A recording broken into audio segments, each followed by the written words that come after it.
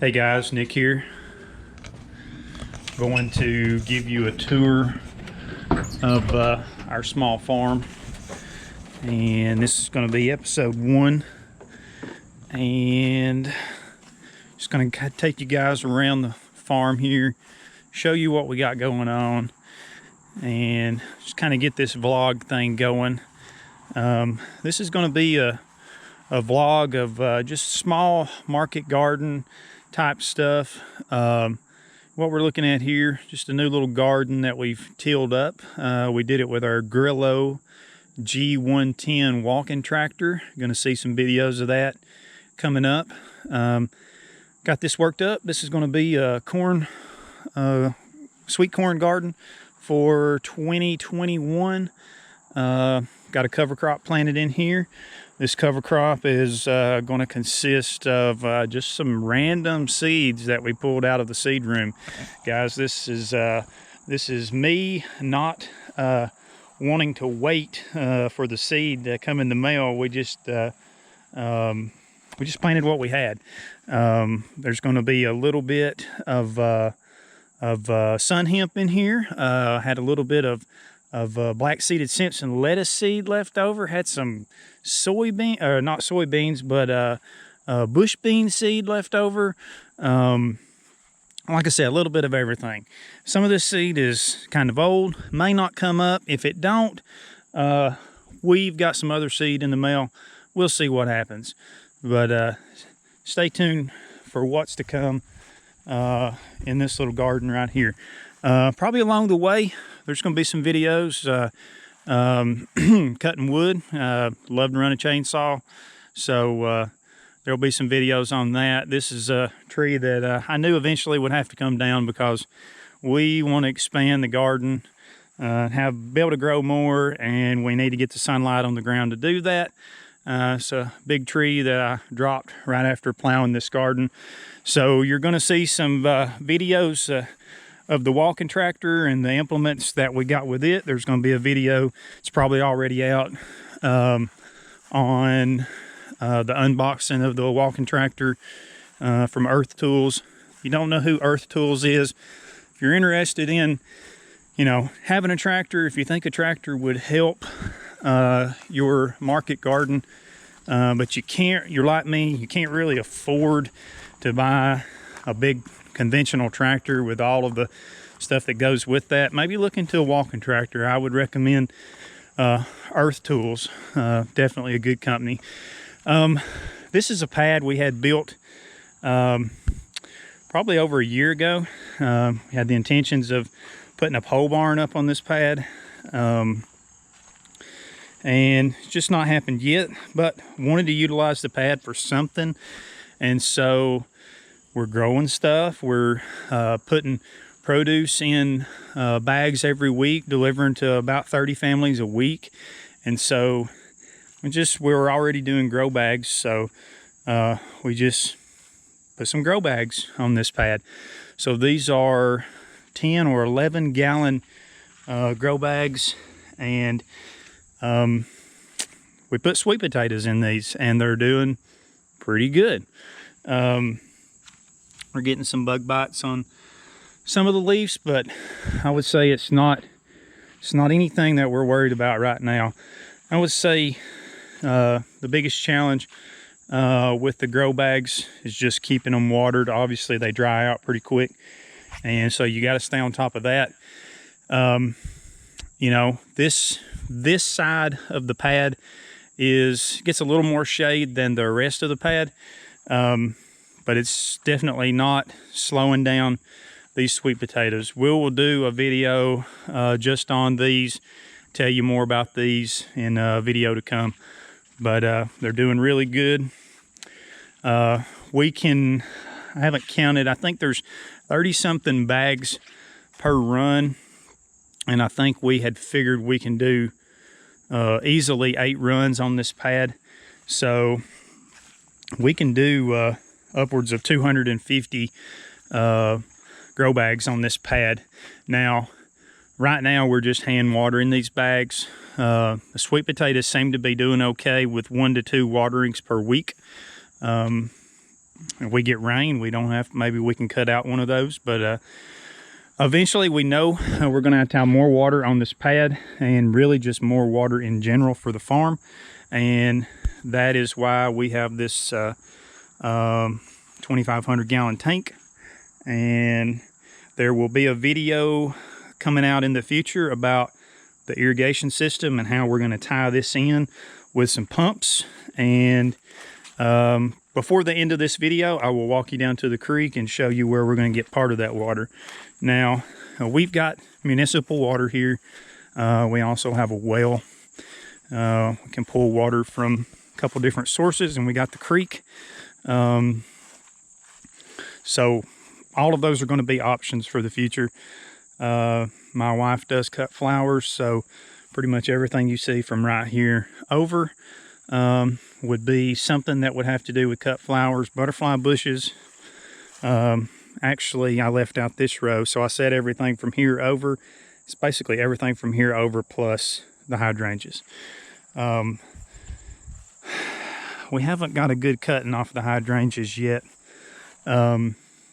We've had a couple of butterfly bushes that didn't make it.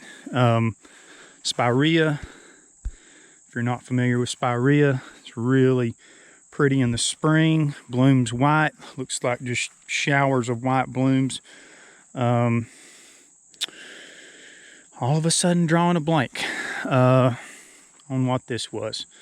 Here's the bloom. Drawing a blank. I'll think of it in a minute. These three bushes are Vitex.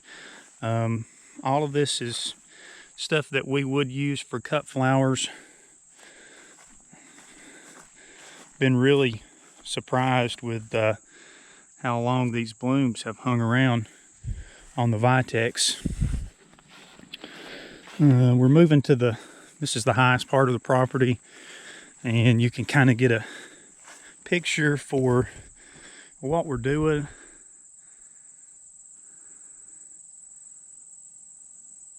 Gives you a good view of the whole place.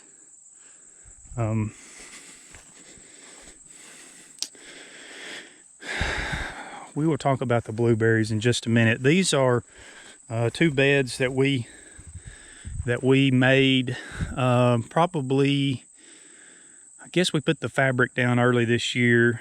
We started with just this bed, and we grew tulips in this bed for probably half the length. I extended it on down. I extended the other half on down as the tulips were coming out. We will be planting at least 2,000 tulips up here for what will be the fall of 2020 planting. One thing you're going to see in this video, you're going to pick up on, and you're going to see in videos to come, is that we really like to use a geotextile fabric. I'm a soil conservationist with the Natural Resource Conservation Service, and so I get to see a lot of farms. I get to see how people do things, and I get to see what works and what doesn't sometimes. And one thing that's discouraging for market gardeners, especially new market gardeners, is weeds. And this is just my attempt to cut down on how much we deal with weeds. And I tell you what, it sure is nice not having to deal with weeds where you walk. We do get a lot of weeds right here along the edge of the fabric, where the fabric meets the bed. We deal with those. We'll hand pull them. And you're going to see in videos to come, we're not organic. We don't claim to be organic, and we don't claim to be certified naturally grown. We do use a lot of compost. We do use some commercial fertilizer. See here, we got basil. You know, eventually we'll have these beds set up for drip as well, where I can come up here and hook up to it. I don't have a hard line.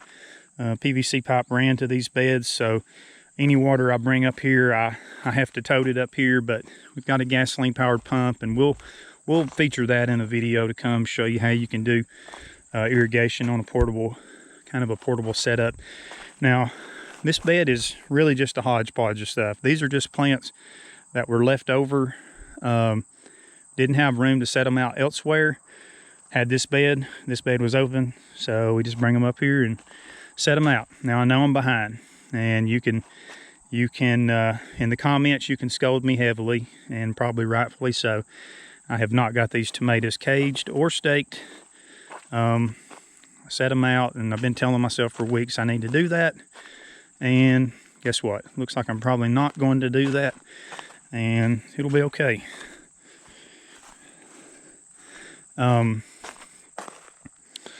Blueberries, we have 8 rows of blueberries. The first 4 rows were planted, I think, about 3 years ago. The last 4 rows were planted 2 years ago. The first 4 rows got irrigation right when they were planted, and the last 4 rows did not get irrigation until this year. So there's a pretty good difference between the size of each, and can attribute that to 1 year of growth plus the lack of water on these last 4. These suffered last year because I did not keep water on them. We're going to do a video in the future on the irrigation setup for all of this. You can see this is 3/4 inch polyethylene pipe with two, and the sun's kind of got it slacked on me, with 2 half-gallon per hour emitters per bush. So essentially, if the system runs for 1 hour, each plant gets 1 gallon of water, and that's the way we got it set up. There's a buried PVC line that runs at the bottom, and each of these lines tie into that. We'll talk more about the irrigation when we do our video on irrigation. We're going to have some videos, multiple videos of the irrigation.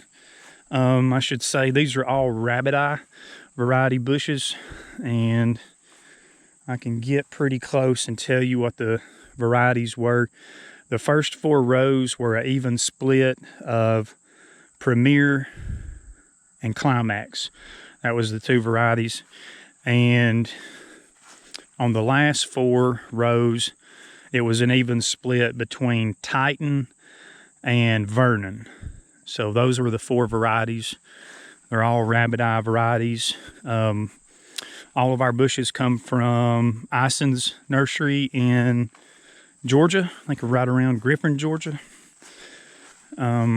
Moving over, obviously, the greenhouse. We'll take a walk through there. We have been just letting this area grow up every year, and we try to mow it off, once or twice a year.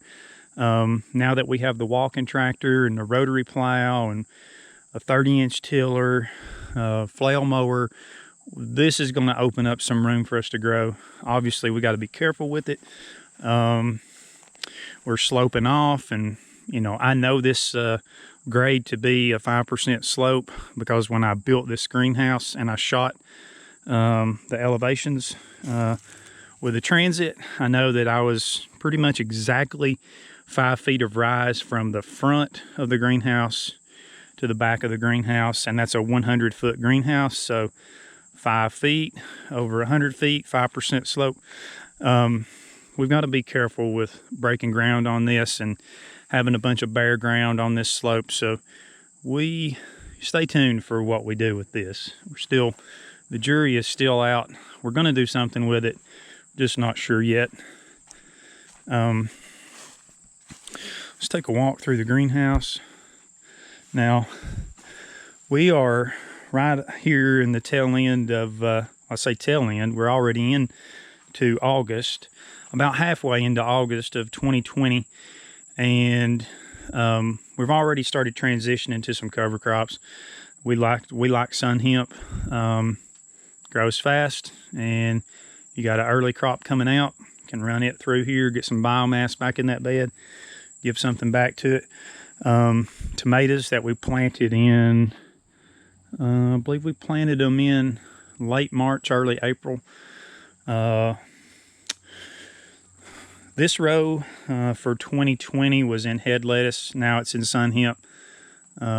We'll let this get some height on it, and then we'll flail mow it back into the bed, and we'll do something greens or more head lettuce for fall/winter. Pole beans, 2 successions of pole beans. Well, I should say 2 plantings. This is a 100-foot greenhouse, and you know, in order to have some walkway on each end, we obviously got to cut this. You don't get 100 foot of planting in a 100-foot greenhouse if you want a place to walk. So this is a 90-foot long bed split in the middle. So we got about 45 feet of beans that were planted on the first planting, and then the lower 45 feet were planted about 2 weeks later. We have just started picking here's some beans. We just started picking the lower half. Drip tape, obviously, which we'll cover more in the irrigation video. Hortonova trellis that we got from Hoss Tools. If you don't know those guys, you should look them up. Be an excellent resource for you small market gardeners. Plus, they put out a lot of videos. From an educational standpoint, you can learn a lot from watching them. Cherry tomatoes, different varieties. These seem to be the best for us this year. I don't even remember what they were called, but these little yellow cherry tomatoes have been the best. We've got some smaller red ones. Should be in here picking right now. Got some kind of larger orange ones. Probably planted too many cherry tomatoes, and this is just was a trial this year in here. Right here, somewhere right in here, we start with our big tomatoes, and it's Cherokee purple all the way up the rest of this side, and about 1/3 of the way down the other side, and then it transitions to just your standard beefsteak tomato. These heirlooms have been really good to us in the greenhouse this year. No complaints whatsoever. There's some Cherokee purples still coming on there. There's one that's already turning on us. Looks like maybe the caterpillars have got a hold of it. I've had some problems with caterpillars in here. We sprayed BT, and I think I got rid of a lot of them. I think there's probably still some in here though. That's the only thing we've had to spray on these. I will say that. We have not sprayed anything else on these. Not that I wouldn't if I got into a situation where I had to save the crop. I would. But caterpillars have been our biggest deal in here. There's a nice beefsteak hanging in there. Got a bed of basil. Try to grow a little basil every year. Goes great in our vegetable bags. Plus we have a restaurant that utilizes those. Make pesto out of it and probably do a lot of other things. This is probably the best basil that we have ever smelled. Holy basil. I think it's also called Kapoor. Probably even has another name, I'm not sure. Can't convey through video how good this smells. It smells excellent. Plus it makes a great tea. Cut it, hang it up in the house, let it dry. Here we are stepping outside the lower end of the greenhouse. We've got some outside beds here, and you know, here again, Geotextile Fabric. We don't like dealing with weeds. This fabric has probably been down for 2 years now, and it's still got some years left in it. You know, you're going to learn if you use this fabric and you pin it down with the landscape pins. You're going to have weeds that are going to poke through where those landscape pins are. That's just, you're going to deal with weeds where you pierce the fabric, and you're going to deal with weeds right here, you know, along the edge of these beds, but it's not going to be anything like this being open ground. You're going to deal with so many more weeds if this is open. It's a cost on the front end, but you're going to get 4 or 5 years at least out of this fabric. And one thing I like about this fabric is the lines are every foot. So you know, for my grow bags and getting them spaced evenly, that's perfect. That tells me what I need to know. I don't have to pull a tape. All of this landscape fabric come from Amazon. Dewitt is the brand. I think it's a 5-ounce fabric. Cannot tell you what it costs per roll. I just don't remember. It's been, like I said, it's been 2 years. So these cucumbers have been good to us. Been real good, and more Horta Nova trellis. Can't recommend that stuff enough. It's a whole lot easier than dealing with cattle panels, or probably easier than about anything that I can think of. Lots of peppers here. Not sure what's going on with this guy. It's dying. These are all bell peppers. Don't remember how many we have out, but I can tell you we did single row spacing in these 3 beds, and we attempted the double spacing on these, and can't tell. Obviously, it's not comparing apples and apples. These are bell peppers, green peppers, sweet peppers, and these are other varieties. So it's not an apples and apples comparison, but you can see there's still a ton of peppers in here where we've double row spaced them. Still getting a lot of peppers, and we're getting a lot of bell peppers too on this single row.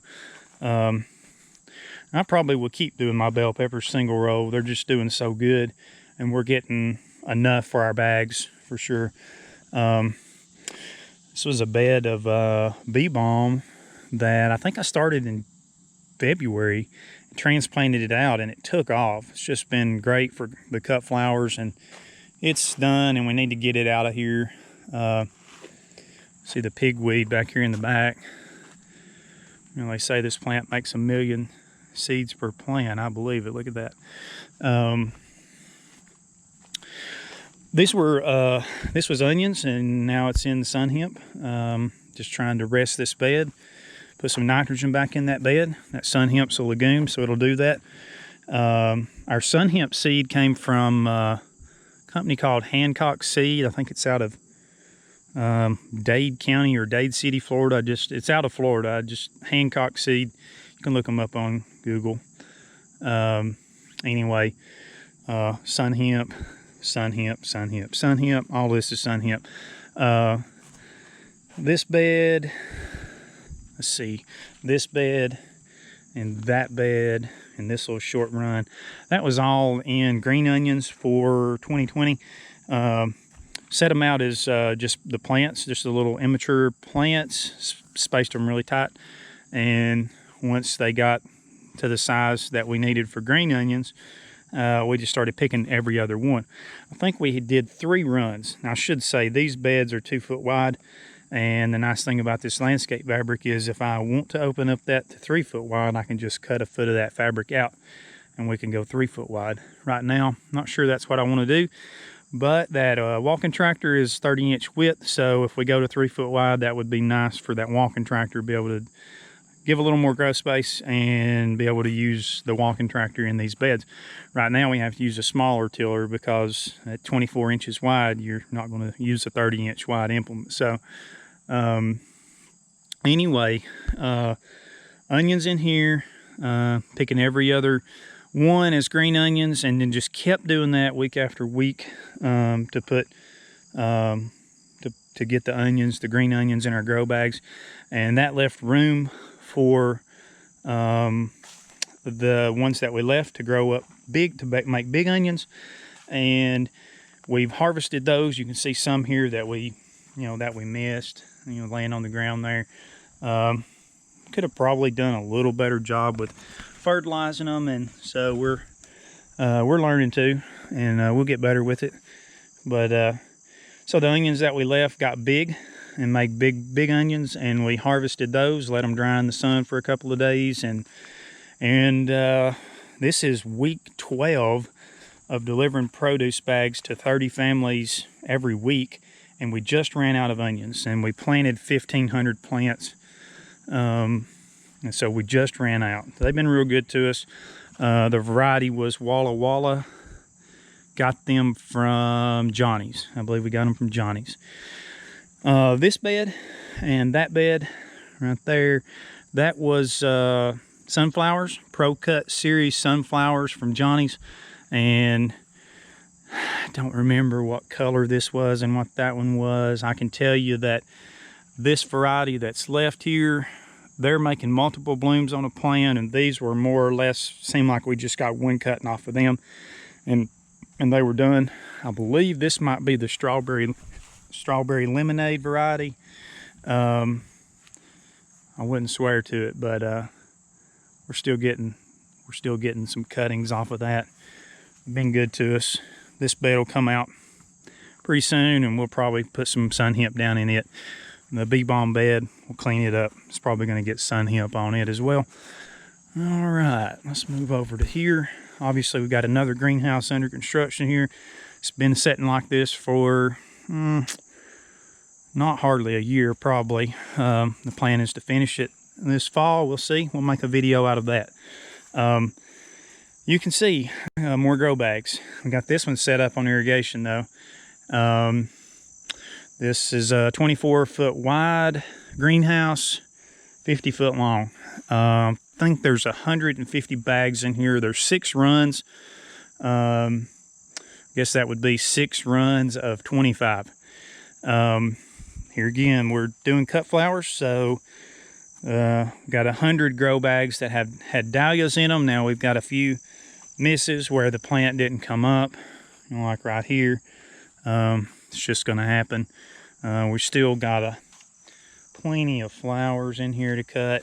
Here again, it seems like the dahlias are a little more forgiving when it comes to water, because they like it hot anyway. But can definitely tell you, if you're not staying on top of the water, even they are going to suffer.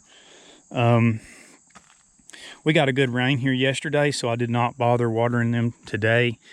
We got a good rain yesterday, did not bother watering them today, but I will need to water them for at least, 10 minutes in the morning. And so we water them from our well. That's our well house in the background right there. I can do 2 runs at a time from the well house. So if I give each set 10 minutes, in that amount of time, that water is already running through the bottom of that bag. So if I go any longer than that, I'm wasting water, and that's good for one day. At least in my opinion, that's good for one day. We will talk a little bit more about how we've been fertilizing these. I've not been, maybe once a week I fertilize. I tend to do that with my portable irrigation rig. I will mix up the fertilizer in a tank and pump it out. I'll park the four-wheeler right here. We'll have the tank on the trailer. We'll mix fertilizer will already be mixed in that water, and I can just walk down a run, and I can just alternate bags all the way down, and that seems to be working well. Been trying to use some municipal water on some of these plants, and I just don't like what I see on the leaf when the municipal water's being used. So I've kind of abandoned the municipal water for irrigation purposes. It's fine for some of the stuff we grow, but I definitely see it hurting some other things. And so I'm just trying to not use it at all. I definitely noticed it hurting my blueberry bushes. The leaves were turning yellowing up with just one application of municipal water on them, and so I just totally got away from that. The first 2 years that I had these first 4 rows, they only got well water, and they were thriving. So I can't explain that. Don't know the science behind it yet. I know there are things in that municipal water that are not good for the blueberry bushes. I read enough into it to know that.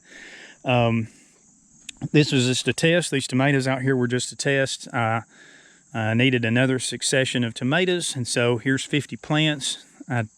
They're a mix of beefsteak and Cherokee Purple, and they were just hanging in here in droves. Now, I had problems with caterpillars on these, and we have also sprayed them with BT. This tomato plant, I can't even count how many tomatoes are in there. They're not real big, but they're everywhere. We made cages out of just woven wire that you can get at Tractor Supply or any farm store. Cut these stakes out of poplar boards that I had. Tied it all together with baling twine that I got for cheap. Spaced T-post out to give it some rigidity. And I tell you, they're not going to fall over. We can talk more about that in a future video. There's tomatoes hanging in here by the scores. Cherokee Purple starting to turn on me there. Definitely will be growing the Cherokee Purple, more of the Cherokee Purple from here on out. Really like that taste, really like that color. One thing I'm noticing on these tomatoes outside here that I didn't notice on the ones in the greenhouse is that striations on the top of the tomato. I don't know, that just has to do with the sun. Here again, I'm learning too. Seeing it right here. If you think that's a nutrient deficiency or something, maybe comment in the video below. Let me know what you think that is on the tomatoes. I'm still learning too. That's what this is all about. You guys learn from me, I'll learn from y'all. Don't really notice that I had much blight issue in the greenhouse, but definitely outside here seeing some blight, and that may spread. And if it does, well, that'll be all right. I'm not going to spray for blight out here at this point in the game. 12 weeks of produce deliveries, we're ready for a break. There's Melissa, there's my wife. Say hello, you're on YouTube. Hello, YouTube. Can I go pick some green beans?